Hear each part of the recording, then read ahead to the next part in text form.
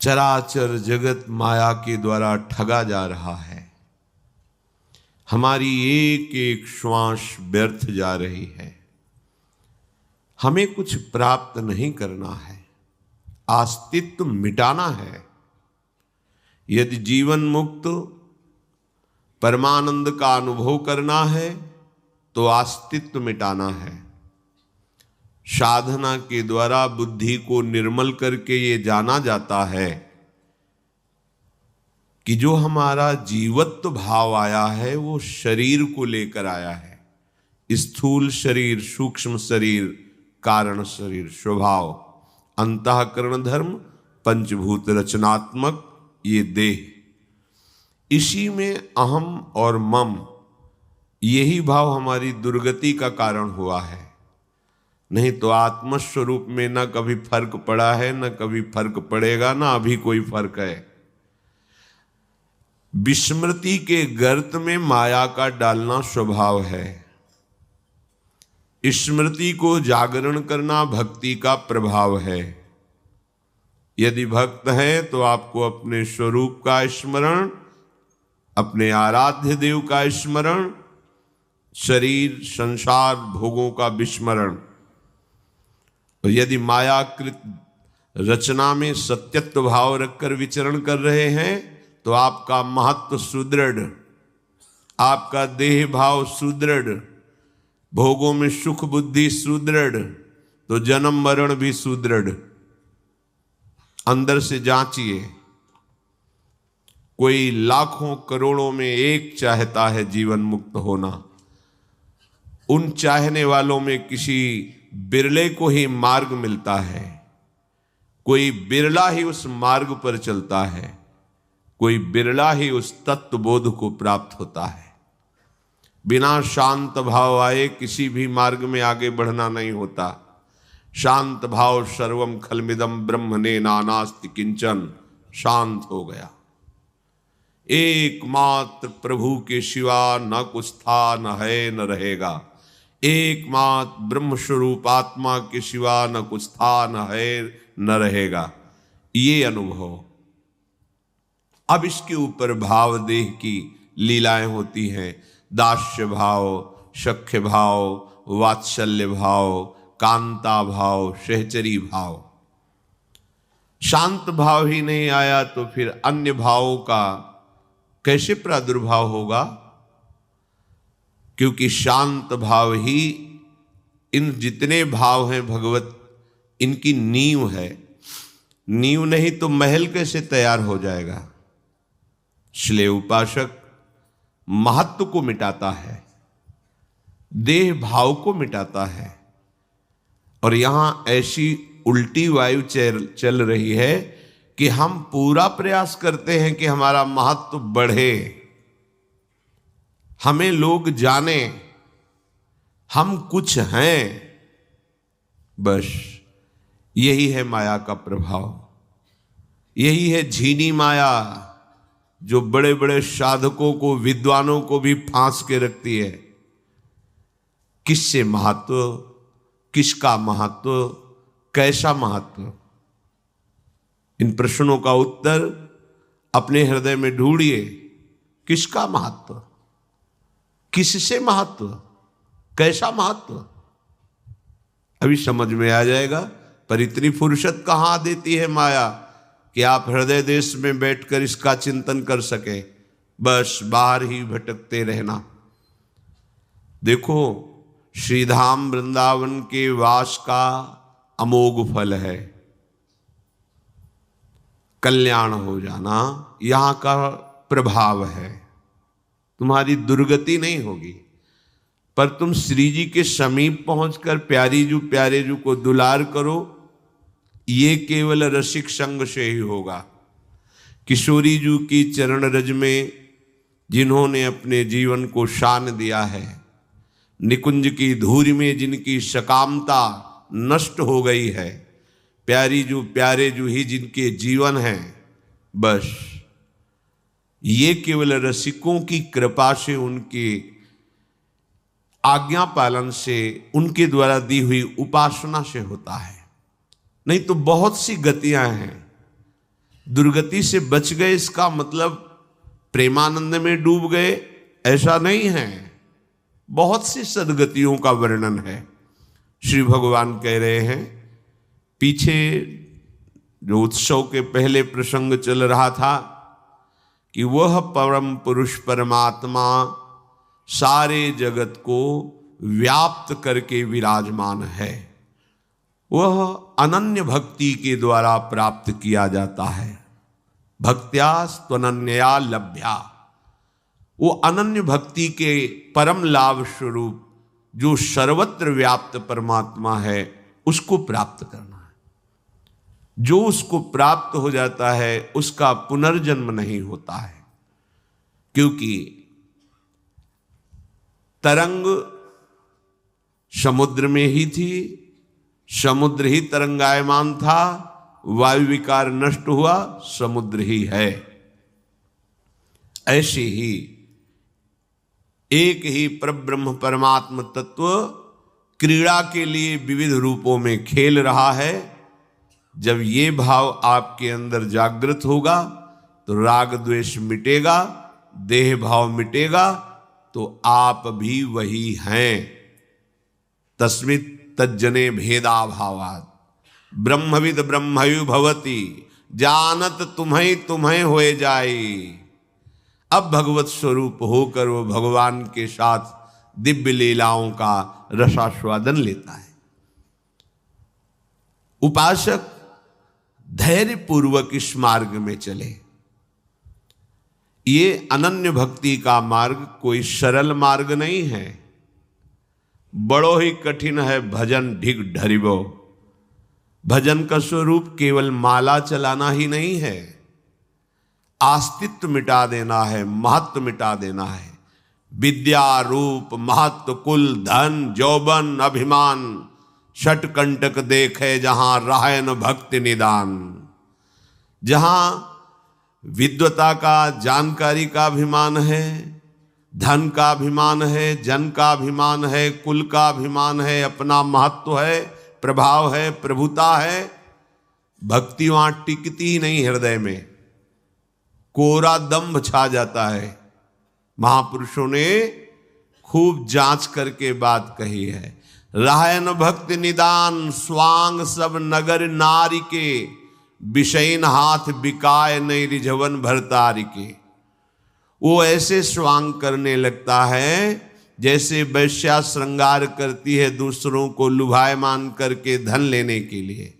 ऐसे ही जो विद्या रूप महत्व कुल धन यौवन अभिमान में फंस गया, वो केवल स्वांग करता है, बकाया वो रिझाता विषयी पुरुषों को है, भरतार हरि को नहीं। बिन विवेक वैराग्य भक्ति बिन सत्य नये को मानो, भगवत विमुख कपट चतुराई सो पाखंडे जानो।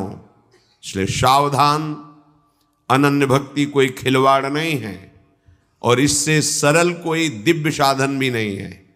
सरल उनके लिए है जिन्होंने अपने को अनन्य भक्ति में बेच दिया है, प्रियालाल के नाम के बदले अपने को बेच दिया। हमें जो नाम मिला, मंत्र मिला, उपासना मिली, हमारा अस्तित्व खत्म। गुरु प्रदत्त नया जन्म, ये गुरु के चरणों में न्यौछावर।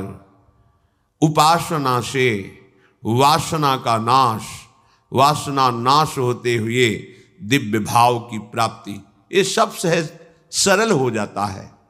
और जब अहम की प्रक्रिया से साधना होती है तो बड़ा उसमें विघ्न पड़ता है। बहुत प्रकार की ऐसी बाधाएं खड़ी होती हैं कि उपासक संभाल नहीं पाता। परत खगेश लगे नहीं बारा, गिरने में देर नहीं लगती, किया कराया सब धूल धूसरित हो जाता है। इसलिए अनन्य भाव से जो भगवान का भजन करते हैं उनको वो परमात्मा प्राप्त हो जाता है। अर्थात उसको ये अनुभव हो जाता है कि बर्फ के रेशे रेशे में जल ही विराजमान है, जल ही बर्फ रूप है, बर्फ ही जल है। अर्थात भगवान ही सृष्टि रूप धारण किए हुए हैं। ये सृष्टि केवल भगवान ही है, दूसरा कोई नहीं।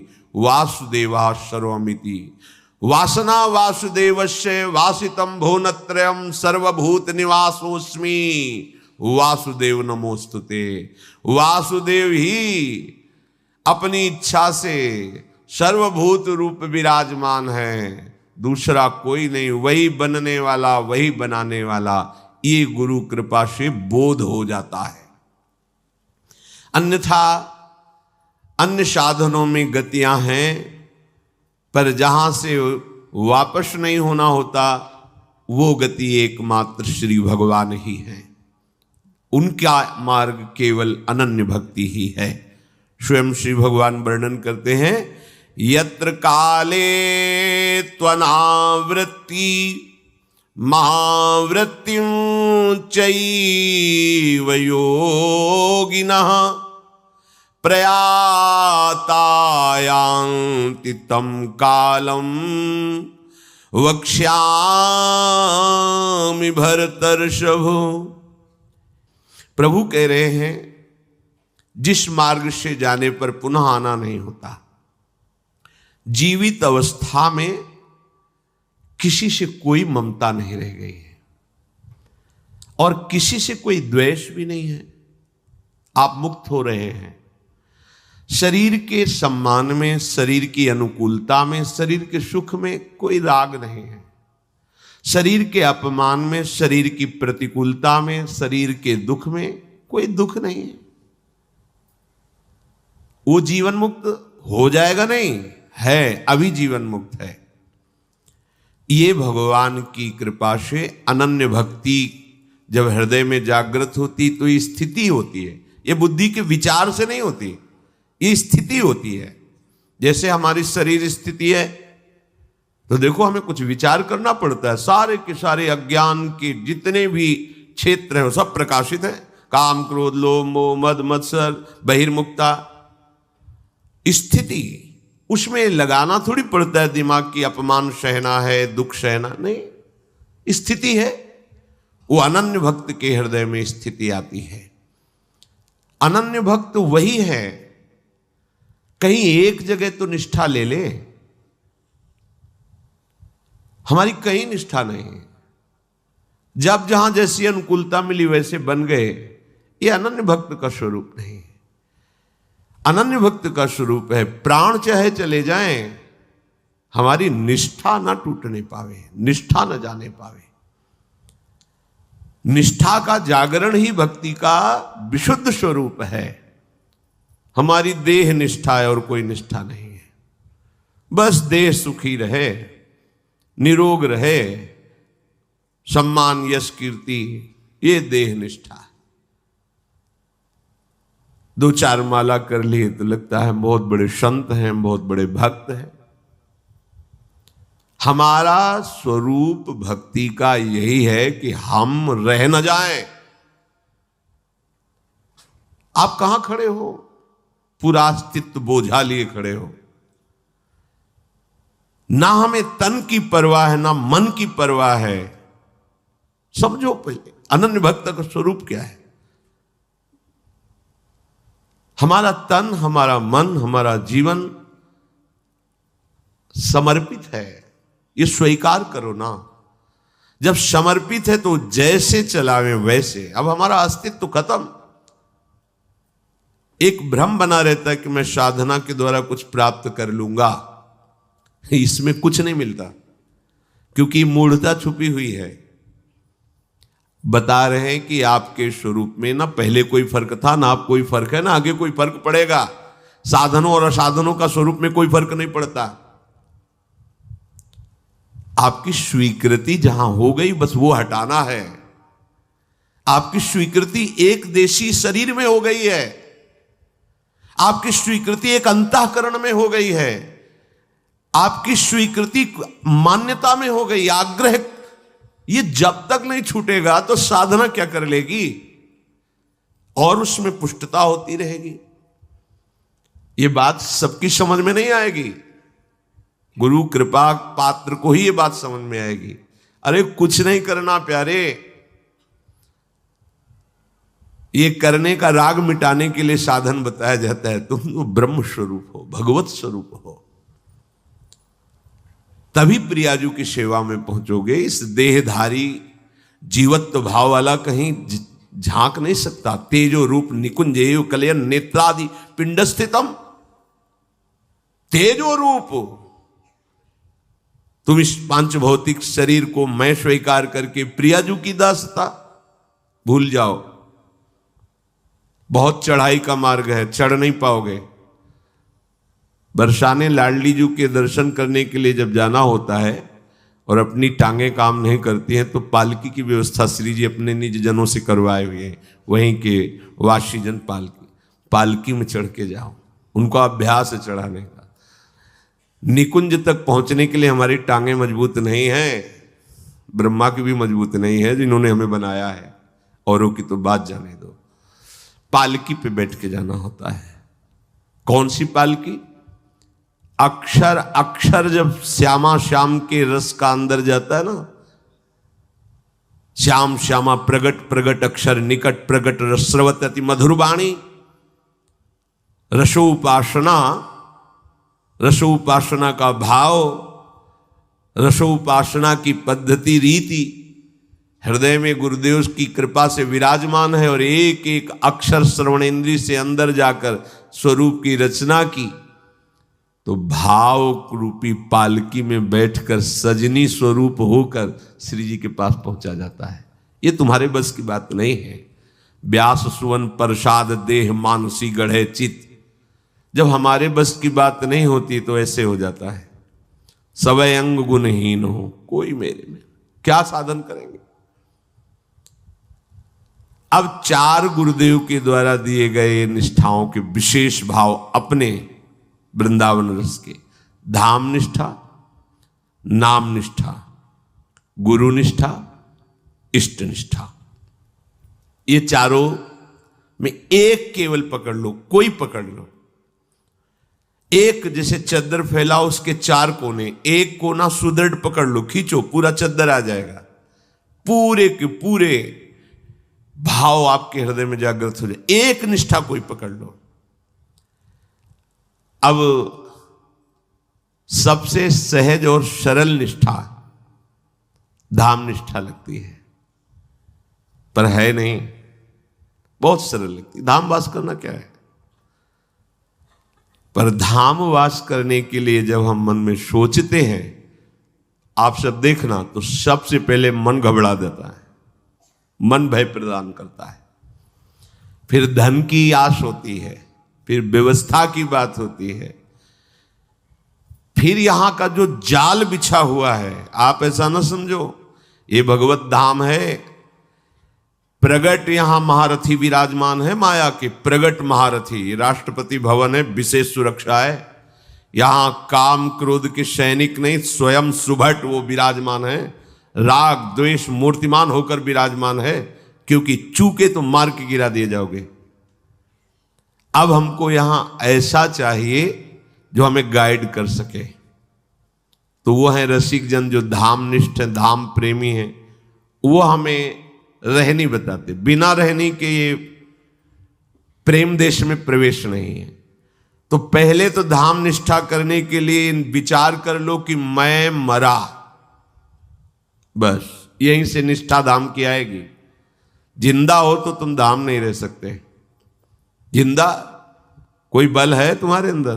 बोले हाँ है, क्यों नहीं?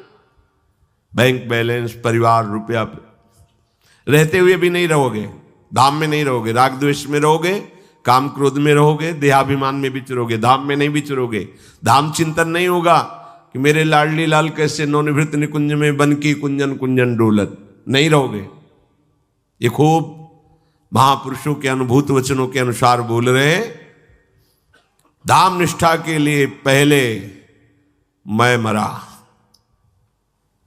मन मारिया तन बस में कीन्हा, मन ही मारी तन हारी कहे। न मन मार पा रहे हो, न तन हार पा रहे हो। अब सहयोग की जरूरत है। वो सहयोग वृंदावन रस के रसिक जन करते हैं, रजरानी करती है, यहां की वायु करती है, लता पता करते हैं। पर उन्हीं के ऊपर ध्यान रखना, जो मैं मरा अस्तित्व मिटाने के लिए तैयार हो चुके हैं, गला कटाने के लिए तैयार हो चुके हैं। यहां सर्वस्व भाव केवल गोरे चरणारविंद में, कहीं कोई अन्य, कोई आश्रय, कोई बल बिल्कुल नहीं। एक बार एक पद श्री जीव गोस्वामी जी के पढ़ने में आया। ऐसे पढ़ रहे थे तो एक पद देखा, सखी हो श्याम रंग रंगी, पूरा पद देखा गदाधर भट्ट जी का। ओ यहां हमने कभी नाम तो सुना नहीं गदाधर भट्ट का, अर्थात हमारे ब्रजमंडल के अंतर्गत तो है नहीं, तो श्याम रंग में कैसे रंगे? बिना ब्रजरज का सेवन किए, स्वामिनी जी के चरणों का आश्रय लिए, रसिकों का संग किए, कोई श्रृंगार रस में कैसे रंग सकता है? ये श्रृंगार रस, कांता भाव रस कैसे रंग सकता है? साधु समागम सत्य करी, करे कलंक बिछोह, परशुराम पारस परसी, भयो कनक ज्यों लोह। ये बिना पारस के स्पर्श के लोहा सोना कैसे हो गया? हो ही नहीं सकता। साधु समागम, रसिक जनों का संग, ये पारस संग है। अगर आप अपना अस्तित्व रखते हैं तो ये कलंक है इस शरणागति में। यही समझ में नहीं आ रहा।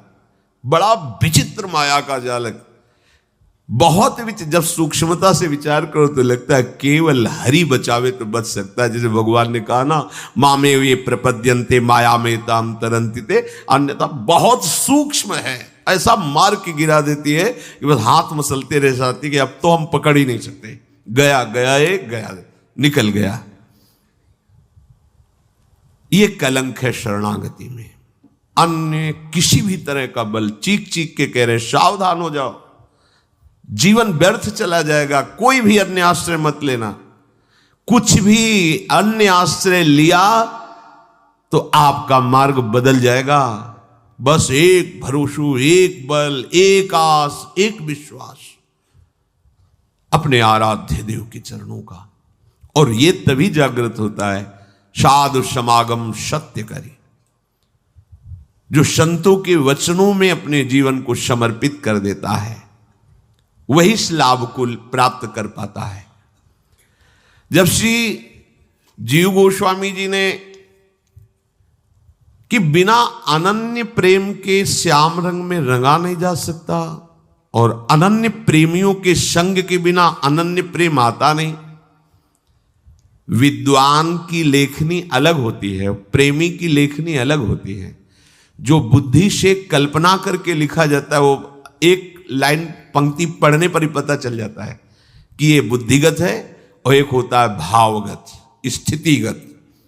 महापुरुषों की जितने भी पद हैं, जो बाणियां हैं, ये बुद्धिगत नहीं है, ये स्थिति है।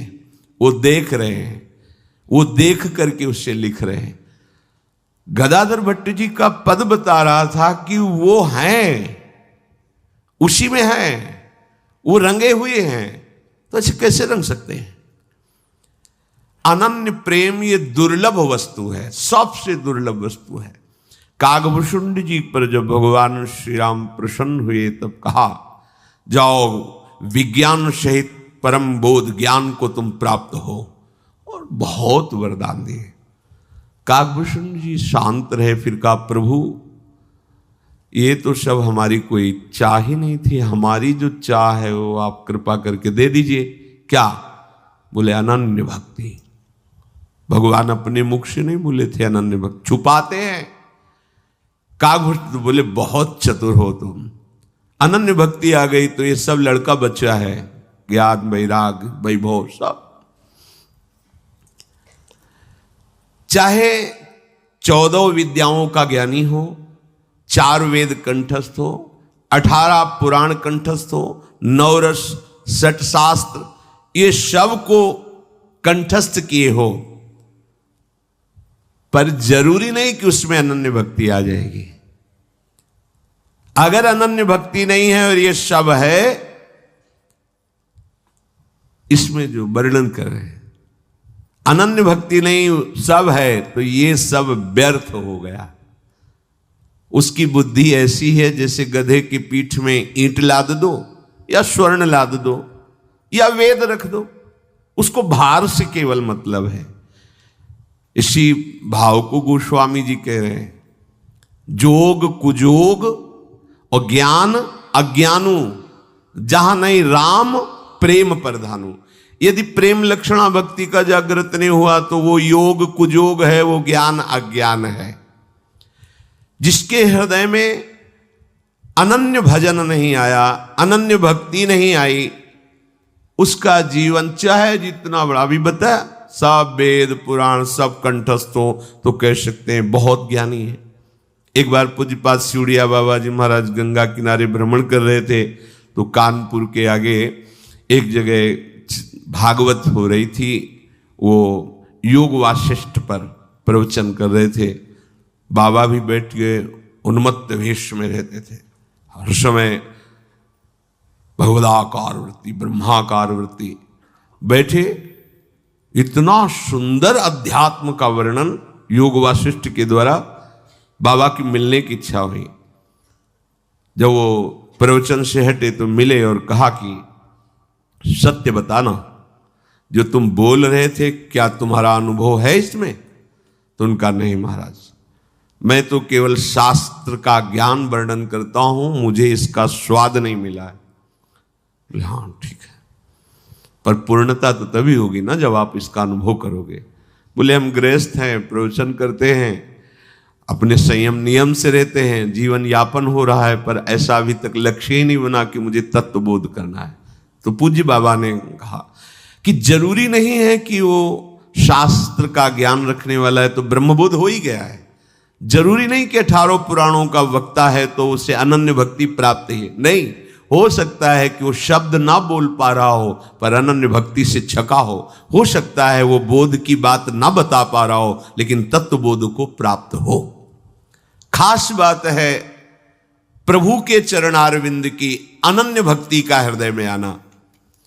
जब ये श्री जीव गोस्वामी जी ने इस पर विचार किया, सखी हो श्याम रंग रंगी, आहा देखी बिकाए गई वह मूर्ति, सूरत माही पगी सखी हो श्याम रंग रंगी। संग हु तो अपनों सुपनों सो सोई रही रस खोई, जागे हुआ आगे दीखी परे सखी नेकु न न्यारो होई।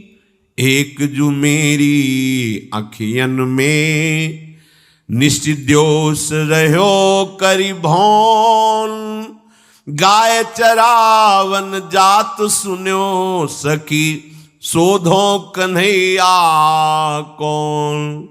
कासो कहो कौन पति आवे कौन करे बकवाद, कैसे कहो जात गदाधर गूंगे को गुड़ स्वाद सखी हो श्याम रंग रंगी। श्याम रंग रंगी पद सुन के गोसाई जीव पत्र दे पठाए उभय साधु वेगी धाय के। रैनी बिन रंग कैसे चढ़्यो अति सोच बढ़्यो, कागद में प्रेम मढ़्यो तहां लेके आए हैं। पुर ढिंग कूप तहां बैठे रस रूप, लगे पूछबे को तिन्हीं सो नाम ले बताए हैं। रहो कौन ठोर सिर मोर वृंदावन धाम, नाम सुनि मूर्छा हुए गिरे प्राण पाए हैं। जीव गोस्वामी ने पूरे पद पर विचार किया कि ये कोई तुकबंदी नहीं है। जीव भाव नष्ट नहीं हुआ, देह भाव है। बुद्धिगत जो पद रचना होती है वो रसिकों की सभा में आदरणीय नहीं होती। जो स्वरूप बोध संपन्न समाधि में देख रहे हैं वो पद, ये जो स्वामी जी महाराज, हितजू महाराज, हरिराम व्यास जी, शिवभट्ट देवाचार्य जी, हरिव्यास देवाचार्य, ये जो महामहिम ये देख रहे हैं, जो देख रहे हैं वही लिख रहे हैं, कल्पना नहीं है। या पद पढ़ करके उनकी कुछ शब्द चुरा कर उनको लिख लेना है कोई, जो देख रहे हैं ये स्थिति है। तब तक कलम नहीं चलानी चाहिए जब तक आप चलाने योग्य हो। जब कलम चलाने योग्य न रहना तब ये लेखनी उठती है। समझ में आई पहली? जब तक आप में लिखने की योग्यता है तब तक लेखनी मत उठाना। जब लिखने लायक नहीं रह जाओगे तब जो लेखनी उठेगी वो असली लेखनी होती है, क्योंकि वो स्वयं बैठ के लिखाता है। उसकी सामर्थ्य कहां है? 20-20 घंटा भाई जी केवल शौच का पात्र मार्जन कर रहे हैं, 20 घंटे उसी में कलम खोल के रखी, होश खत्म। क्या लिख गया बाद में खुद पढ़ रहे हैं, क्या लिख गया, श्याम सुंदर ने क्या लिखा दिया। जब तक मैं लिखता हूं तब तक वो लेखनी नहीं है, और जब वो लिखता है तो मैं होता नहीं है। इस पद की आंतरिक वृत्ति को देखकर कि जब सो रही हूं तो स्वप्न में वो समाया है, और जब जग रही तो सामने तो वो कौन श्याम सुंदर है जो गाय चराने जाते हैं? वो तो मेरे आंखों के सामने जागृत स्वप्न सुषुप्ति स्फुरत में, जागृत है या स्वप्न है या सुषुप्ति है, वो हर समय मुझे कभी छोड़ता नहीं। तो गाय चराने कब गया? बोले किससे कहूं, कोई विश्वास नहीं मानेगा। कासो कहो कौन पति आवे। अब अगर बात करेंगे तो एक वार्ता मात्र लगेगी, क्योंकि कोई कैसे जान सकता है। गदाधर जी कहते हैं हृदय की बात, ये तो गूंगे का गुड़ स्वाद जैसा, मूका स्वाद अनुवत। ब्रजेश्वरी श्री लाडली जी की चरण रज के बिना और उनके रसिकों के बिना कोई श्याम रंग में रंग जाए, असंभव। कहां की है पद रचयिता? पता चला अमुक नगर के। ठीक है, पत्र लिखा जी गोस्वामी ने कि मैं इनसे मिलना चाहता हूं, कैसे श्याम रंग में रंग गए। है तो स्थिति गाढ़, पर बिना वृंदावन के, बिना वृंदावन की रज के, बिना वृंदावन रज के प्रेमियों के ऐसा कैसे हो सकता है?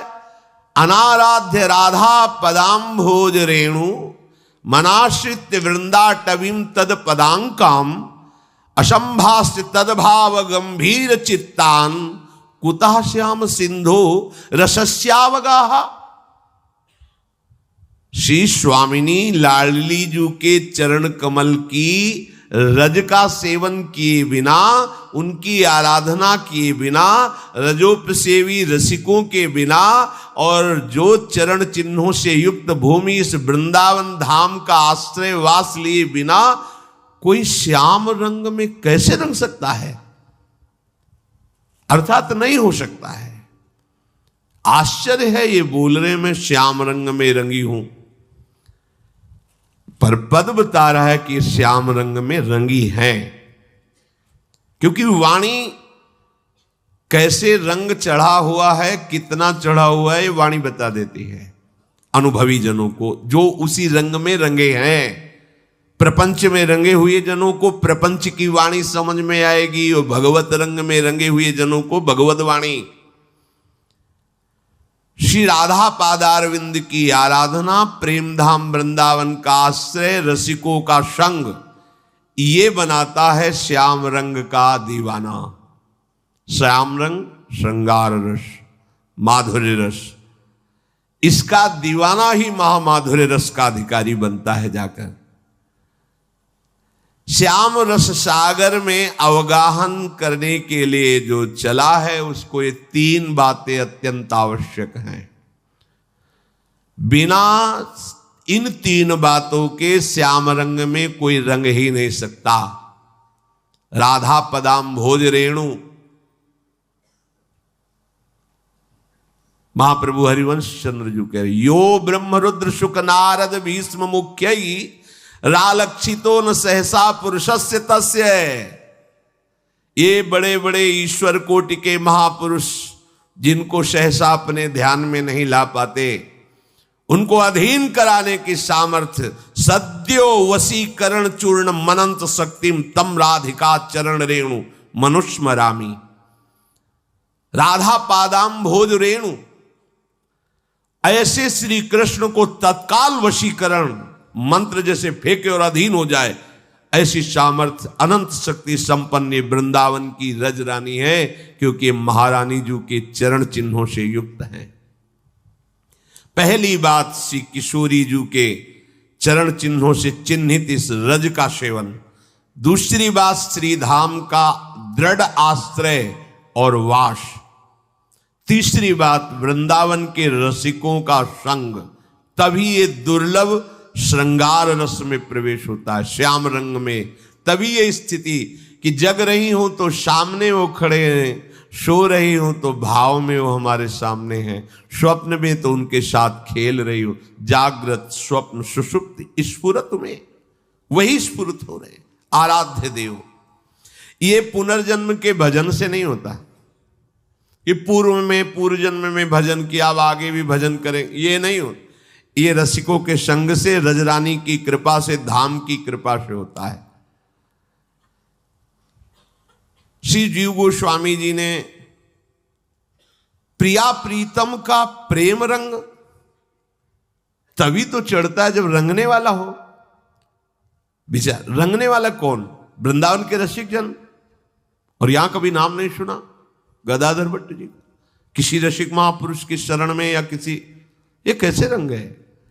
रंग यहां है, रंग का भाजन यहां है और रंगने वाले यहां है, ऐसे कैसे?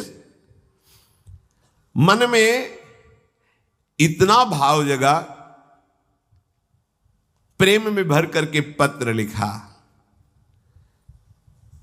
इस श्याम रंग में तुम कैसे रंगे बिना वृंदावन रज के, बिना वृंदावन वास के, बिना वृंदावन के रसिकों के संग के।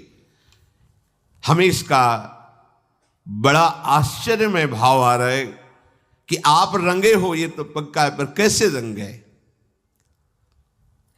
ये सभी धामों में सर्वश्रेष्ठ धाम वृंदावन है। जितने भी धाम हैं सबको अपने आराध्य देव का सर्वश्रेष्ठ भाव होना चाहिए और आराध्य देव के धाम का भी सर्वश्रेष्ठ भाव होना चाहिए। पर सबने जिस धाम की रज मांगी है वो केवल वृंदावन धाम है। कोई भी कहीं भी अगर रज रानी की कहीं भी मांग देखी गई है तो ब्रजरज की शब्द आएगा, ब्रजरज। पूरे त्रिभुवन में भगवान के विविध धामों में कहीं का कोई भी उपासक हो, जब रज रानी की बात आएगी तो ब्रजरज की बात आएगी।